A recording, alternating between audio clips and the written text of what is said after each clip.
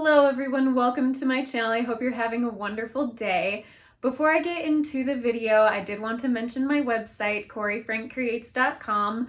You can find all the things there that I offer as an artist, particularly my art shop, which has a variety of my artwork printed on different objects, from traditional prints to like mugs and tote bags and phone cases.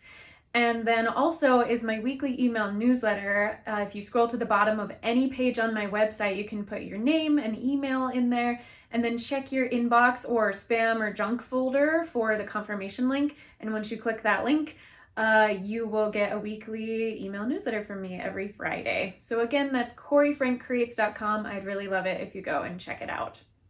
So today's video is a commission painting that I did of someone's beloved pet, a dog. And I'm just gonna talk through some of my process, the materials I used, brushes, paints, things like that, and just give you an idea of what it took to get this painting done. So I'm gonna go ahead and jump right in.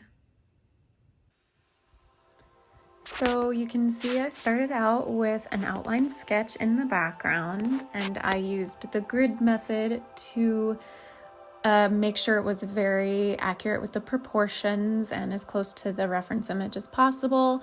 And the reference image I received from the client for this commission painting, so I can't link it in the description like I normally do, but if you're curious about the grid method and how that works, I do have a video that you can go watch to learn more about that. Just click the link in the upper right hand corner.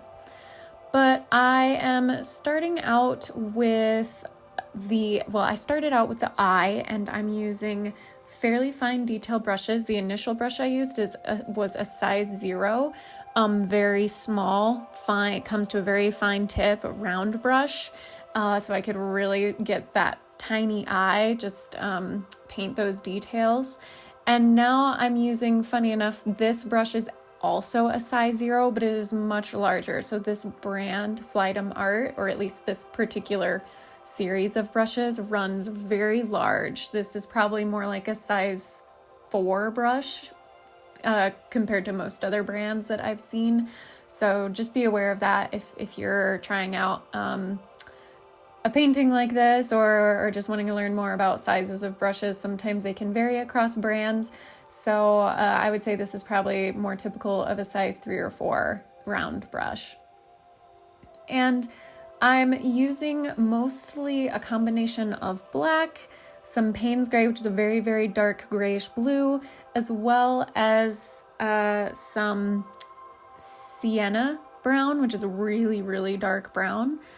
And actually, I'm sorry, Senia. So, it's sepia brown. So those are very dark colors. And then here and there, because of the sheen of the dog's fur, I'll have some green in there, and that is the Viridian green. It's a very turquoisey type of green. For the tongue, I used quinacridone rose, but also some cadmium red medium. And you can see I'm just kind of working pretty slowly on the white of the paper. There's a combination of wet into wet technique where I lay down a little bit of water first, or some wet paint, and then add more wet paint over the top of it. But a lot of this, because with all the fine details, I don't want the paint to bleed. So when you work wet into wet, the edges of the paint just bleed and make a smoother transition, and it's very kind of cloudy, smooth color. Whereas if you want really sharp, defined details, you're gonna work your wet paint onto dry paper. You want any paint that's underneath it to be completely dry. So that is what's happening here, especially around the mouth where the teeth are, trying to make sure that everything below it when I paint over the top is dry so that the fine details show through. And then with the texture of the fur, I'm kind of taking advantage of the fine tip of the bristles to create sort of, hair-like lines. And then using a combination of the wet into wet to get, like here on the dog's back, you just saw there, I had laid down some water and then laid paint down. I'm doing the same right here. So it really has softer edges and makes a smoother transition. And so when you have that, you kind of get your basic fields of color, and then you can go back over the top once it's dry, kind of like I'm doing right now with this finer tip brush, and adding the little lines of fur to get that sense of texture and hairs and fur.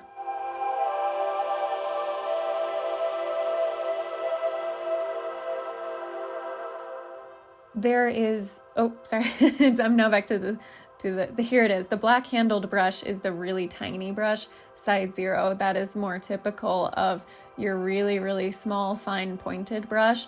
It's what you would use to get the fine details. And it was especially helpful for this painting because this was on only 5 by 7 inch paper, which is a relatively small size. And so you need to be able to work those fine details in. Now right here where I'm filling in the white, and I also realized I had kind of over painted where the teeth were, so to get some of those back, I am using Dr. P.H. Martin's white archival ink and going in with that really fine brush, repainting those teeth, redefining them, and then also all these lovely little white hairs.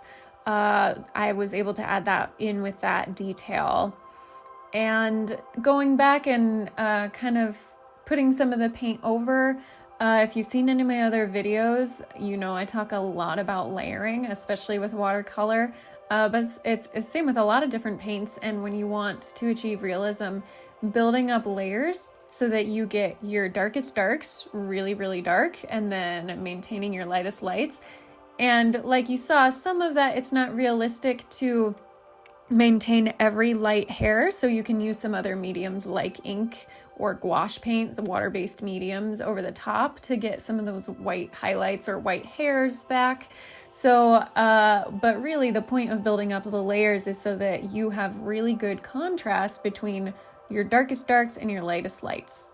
Now here I am working on the background. This is mostly wet. I mean, this is really all wet into wet technique. So you can see when I first laid my brush across the page, there was just water on it, no actual paint, and the same right here. And now I'm adding in the color, and it is just all those watercolors are flowing into each other. The edges are really soft, and then you have to, again, kind of build up some of the darker colors. And this part is where it's all dry underneath, and now I'm just flicking different colors of paint on there. I did add a signature, and then almost always after I added a signature, I realized, oh, I need to kind of fill in a few more details and just make things look as close to the original reference image as possible. So I added a few more details, kind of darkened some things up a little bit, realizing, ooh, certain areas, when I squinted at the reference image and squinted at mine, I could see some areas of mine were a little too light. So I needed to add some darker areas, particular on the back and kind of her rump, the dog's rump and chest area. So that's really just kind of what this last little bit is. It's kind of filling in those details, darkening things up, and just making it look as finished as possible.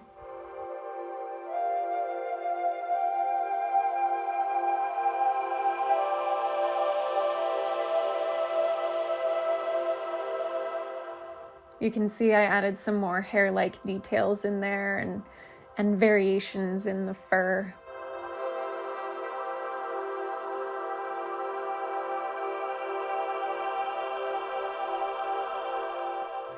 So then I peeled off the tape at the edges, which it's supposed to be a kind of an artist tape that doesn't peel the watercolor paper, and underneath I have the blue tack. So the painting stayed nice and flat, and that's the final piece.